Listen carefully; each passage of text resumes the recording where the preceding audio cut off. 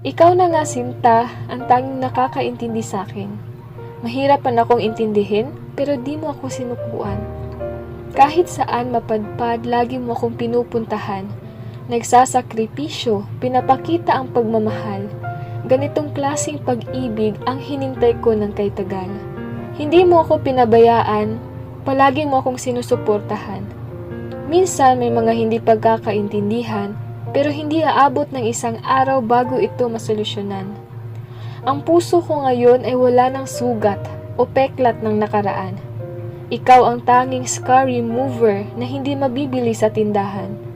Maraming salamat sa Panginoon at nahanap din kita. Ikaw na nga, Sinta, ang binigay sa akin ng Diyos na lumikha.